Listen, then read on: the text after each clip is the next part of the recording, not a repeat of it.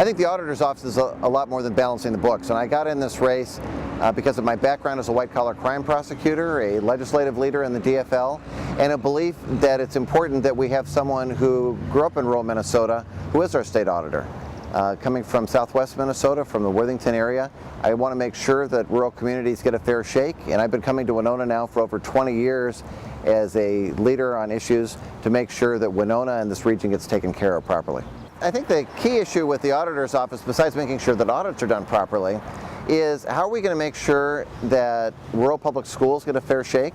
The auditor looks at all of our school finances, and I'm deeply concerned that there's a growing inequity between rural schools that are working hard to do a good job, but we see wealthy suburban schools that have indoor heated practice facilities for football or offer 10 different languages.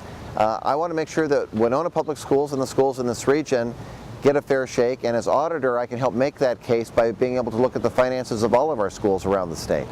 I'm also deeply concerned about the economic vitality of communities like Winona. I've been fighting for local government aid, which helps pay for police and fire protection here. It's important that the legislature and others keep supporting it. And we can't afford to have a quiet auditor's office. We need to have an auditor who's going to step up and be there for rural communities.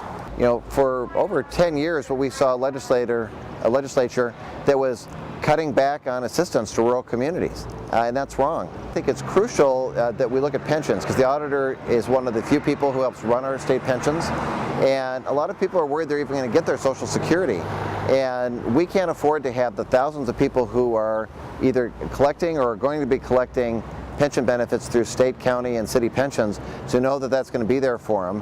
And my leadership on pension issues, I think, is going to help to make sure that we avoid things like privatizing pensions. Well, I think for most folks, if they ask their neighbor who is the auditor and what does the auditor's office do, they're going to be told, I have no idea. And the auditor's office used to have a lot of prominence. Governor Dayton was a good example of that kind of prominence. I think it's time to have a more aggressive, activist auditor who's going to be there protecting pensions, looking for rural communities, and be doing the sorts of things that I think people expect from the auditor's office. The office, bluntly now, is just too quiet and isn't doing the job to help rural communities it needs to do. The auditor should be the advocate for the taxpayer and for average citizens. And I passed the Do Not Call bill to go after telemarketers. I prosecuted white-collar criminals, so I know how to be aggressive on those issues. But it's also about being an advocate. And rural communities don't have enough advocates right now. As the population is focusing increasingly on the metro area, and we see political power shifting there, we need an auditor who's going to stand up and say, when it comes to fiscal issues, we need to make sure that rural communities do well. And I think a lot of folks in Winona and the region know me as someone who has been coming here for years and serving as a strong advocate on issues like local government aid and saying that rural communities deserve a fair shake.